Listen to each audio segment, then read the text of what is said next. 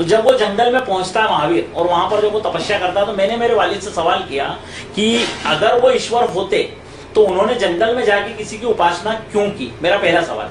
दूसरा सवाल, उपासना की, फिर उन्हें ज्ञान की प्राप्ति हुई, उन्होंने अच्छाई का उपदेश दिया, बुराई से रोका, तो वो ईश्वर नहीं हो सकते। उन्होंने जिस ईश्वर की उपासना की, जिस ईश्वर ने उन्हें ज्ञान की प्राप्ति दी, अच्छाई का उपदेश दिया और बुराई से उन्होंने रोका, मुझे उस ईश्वर की तलाश है, वो ईश्वर कौन सा है। मेरे वालिद ने 10 साल के बच्चा था मैं, उस वक्त मेरी उस बात को दबा दिया, कहा हमें महावीर की पूजा करना है, उसके जरिए हम वहां तक पहुंच जाएंगे। मैं चुप हो गया। उसके बाद मेरी उम्र तकरीबन 19 साल हुई। उस वक्त मेरी शादी हुई। शादी के तकरीबन 1 साल के बाद, यानी 1982 में मेरी शादी हुई। 1983 यानी फरवरी के महीने में मेरे एक दोस्त है मोहम्मद आशार, उन्हें मैंने प्रसाद दिया महावीर का। वो कहने लगे भाई मैं एक खुदा को मानता हूं, उसके अलावा किसी गैर अल्लाह का चढ़ा हुआ प्रसाद नहीं खाता हूं। मैंने उनसे कहा कि आपका एक खुदा है तो क्या हुआ, मेरे भी एक ही गुरुदेव है जिनका प्रसाद मैं आपको दे रहा हूं।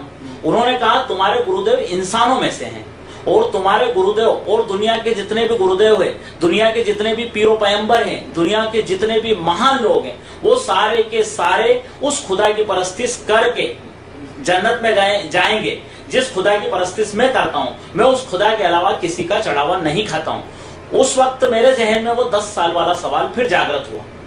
मैंने उनसे पूछा वो खुदा कौन सा है, मुझे उस खुदा की बरसों से तलाश है। उन्होंने मुझे मस्जिद आने की दावत दी। उस वक्त मैं मुसलमानों का विरोधी था, शिवसेना में काम करता था। चूंकि मुझे ये डर था कि ये मुसलमान है, कहीं ऐसा ना हो मुझे मस्जिद में ले जाके मार डाले या कुछ कर डाले, तो पहले तो मैंने उसे मना कर दिया कि मैं नहीं आ रहा हूं। 1-2 बार उसने फिर मुझसे जिद की कि आप एक बार चल के देखिए। जब मस्जिद में लेके गए, वहां पर उन्होंने फिर मुझे खुदा का परिचय करवाया कि ईश्वर इस प्रकार से वो निराकार है, जिसको आज तक किसी ने नहीं देखा, जिसका कोई रंग रूप कोई आकार नहीं है, जिसकी कि मुझे तलाश थी।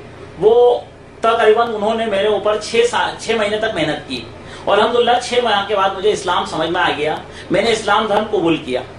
उन्होंने 12 लोगों ने मिलके सारा इस्लाम मुझे समझाया। 6 माह में कई सवाल जवाब उनसे मेरे हुए। उन सवालों जवाब में उन्होंने मुझे सारे जवाब देके मुझे मुतमईन किया। मुतमईन होने के बाद मैंने इस्लाम का जब ऐलान किया तो मुझे मस्जिद से मशवरा करके रोका गया, अगर आप अभी ऐलान करोगे तो कोई भी ऊंच नीच हो जाएगी और आप बर्दाश्त ना कर पाओगे, इसलिए आप कुछ समय चुपचाप रहकर नमाज पढ़ो, रोजे रखो, ये सब करो। अल्हम्दुलिल्लाह रमजान का महीना चालू होने वाला था, उसके 8 दिन पहले मैंने 82 के एंड में इस्लाम कबूल किया और मैंने नमाज चालू कर दी, रोजे रखना चालू कर दिए। ये सब होते होते 1 साल गुजर गया। 1 साल गुजरने के बाद, इसके बीच में मेरी वाइफ ने भी 6 महीने के बाद इस्लाम कबूल कर लिया था। 1 साल गुजरने के बाद मेरे घर वालों ने मुझसे कहा कि तू मुसलमानों के साथ रहता है, क्या मुसलमान बन गया? तो मैंने कहा हाँ, वो तो मैं साल भर पहले बन गया था। उन्होंने कहा कि तू तो नमाज पढ़ता है, तो मैंने बोला हाँ, वो तो मैं साल भर पहले पढ़ता था। उन्होंने कहा तू रोजे रखता है, मैंने कहा वो तो मैं साल भर से रखता आ रहा हूँ।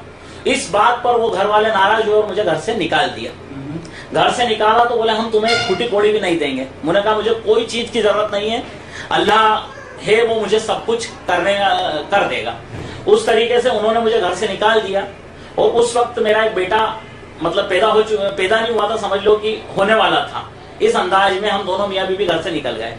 अब जब हम घर से निकलते हैं, मुसलमानों के बीच में आते हैं, उस वक्त एक मुस्लिम दोस्त ने 100 रुपए उधार दिए, उससे हमने जैसे तैसे अपना थोड़ा थोड़ा कामकाज चालू किया और जिंदगी गुजारना चालू करी। लेकिन वो पैसे ज्यादा दिन चल नहीं पाए।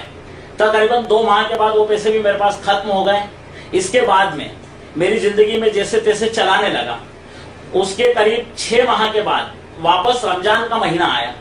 उस वक्त मेरी हालत थी कि कभी मेरे घर में खाना होता था, कभी नहीं होता था। पानी पी लिया, रोजा रख लिया, सुबह सेहरी करना है कोई दिक्कत नहीं है, कोई बात नहीं, रात को इफ्तार करना है, पानी से कर लिया। उस वक्त मेरे ऊपर अल्लाह की आजमाइश आई, ऐसी आजमाइश कि जो मस्जिद के लोग थे वो सारे के सारे मुझसे कहने लगे कि तूने पिछले साल मस्जिद में रोजे खोले, इस साल तू मस्जिद क्यों नहीं आ रहा है? मैंने उनसे बोलना उचित नहीं समझा, इसलिए कि मैं नहीं बताना चाहता था मेरी हालत क्या है। तो उन लोगों ने मुझ पे इल्जाम लगाया कि ये तो मुसलमान नहीं रहा है, मुनाफिक हो गया है, मुशरिक हो गया है, इस्लाम से निकल गया है। मैंने उसकी कोई परवाह नहीं की, क्योंकि मुझे इसका बदल अल्लाह से लेना था और मैं ये अच्छी तरह समझता था कि अल्लाह रब्बुल इज्जत की तरफ से मेरी आजमाइश है। वो रमजान का महीना चल रहा है और 25वें रोजे का दिन है। उस दिन हम दोनों मियाँ बीवी घर में बैठ के रो रहे हैं कि हमारा एक छोटा सा बच्चा है 6 माह का। सारे लोग ईद के रोज नए कपड़े पहनेंगे, ईद का त्योहार मनाएंगे। ताकत भी नहीं है कि हम बच्चे के लिए 25-50 रुपए के कपड़े लाके पहना सकें। 25वें रोजे के दिन मैं सुबह फजर की नमाज पढ़ने गया। 24वें रोजे को हम लोगों ने बातचीत की, 25वें रोजे को मैं सुबह फजर की नमाज पढ़ने गया। उस वक्त एक आदमी मेरे घर आया जो सफेद कपड़े में सफेद दाढ़ी में था, मेरी बीवी के बयान के मुताबिक। उन्होंने आके पूछा, दरवाजा बजाया, अब्दुल वाहिद कहाँ है? मेरी बीवी ने बोला नमाज पढ़ने के लिए गए हैं।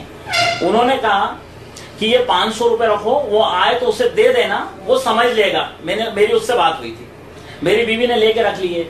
मैं सुबह मस्जिद से जब घर आया फजर पढ़ के, मेरी बीवी ने मुझे माजरा सुनाया पूरा। मैंने कहा कि ऐसे शख्स को तो मैं जानता भी नहीं हूं, कौन है ये।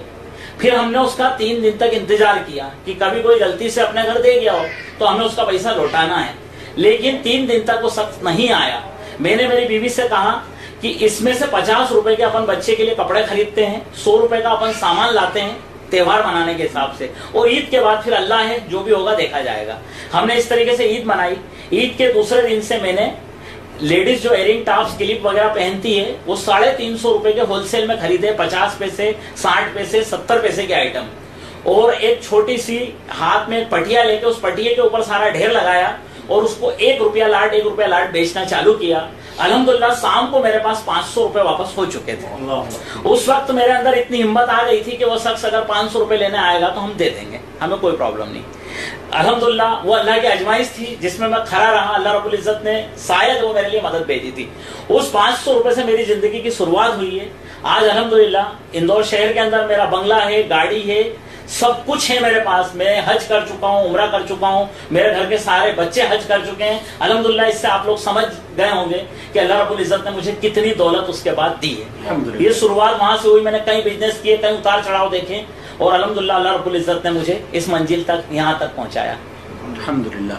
आप मेरा ये कहना है, जो लोग सुन रहे हैं उन लोगों को ये कहना है कि अगर कोई आदमी मुसलमान होता है तो उसे ये सोच लेना चाहिए कि अल्लाह की आजमाइश जरूर ब जरूर मेरे ऊपर आएगी और मुझे उस आजमाइश में खरा उतरना है। अगर मैं खरा नहीं उतरूंगा तो फिर मामले नहीं बनेंगे, और खरा अगर आदमी उतरेगा तो अल्हम्दुलिल्लाह आज मुझे देख लीजिए जो हालत मेरी है, अल्लाह रब्बुल इज्जत हर मुसलमान की वो हालत बनाएगा। अल्हम्दुलिल्लाह आज मैं ज़कात भी देता हूँ, सदका खैरात सब कुछ करता हूँ, यार अल्लाह रब्बुल इज्जत ने मुझे इतना दिया है। उस वक्त मेरी ये सोच थी कि अल्लाह ताला तू मेरा हाथ यूं मत होने दे, सिर्फ यूं रहने दे, नहीं तो मैं मुसलमानों को बताता भाई कि मेरे घर में खाने को नहीं है, इसलिए मैं रोजा खोलने नहीं आ रहा हूँ। क्योंकि अगर मैं मस्जिद में रोजा खोलने आऊंगा तो मैंने एक हदीस सुनी थी कि जो तू खाए तेरी बीवी को खिला, जो तू पहने तेरी बीवी को पहना। तो मेरी इतनी ताकत भी नहीं थी कि मैं 1 रुपए का तरबूज खरीद के लाऊं, उसका एक टुकड़ा मेरी बीवी को दे दूं। क्योंकि अगर मैं मस्जिद रोजा इफ्तार करने जाऊंगा तो कम से कम मुझे एक खजूर या एक तरबूज का टुकड़ा उठा के खाना पड़ेगा, और अगर वो मैंने खा लिया और मेरी बीवी को नहीं खिला पाया तो फिर मामला बिल्कुल धिरम भिरम हो जाएगा मेरा। इस वजह से मैं मस्जिद नहीं आया, लेकिन ये मैंने उन लोगों को नहीं बताया। अल्हम्दुलिल्लाह। आप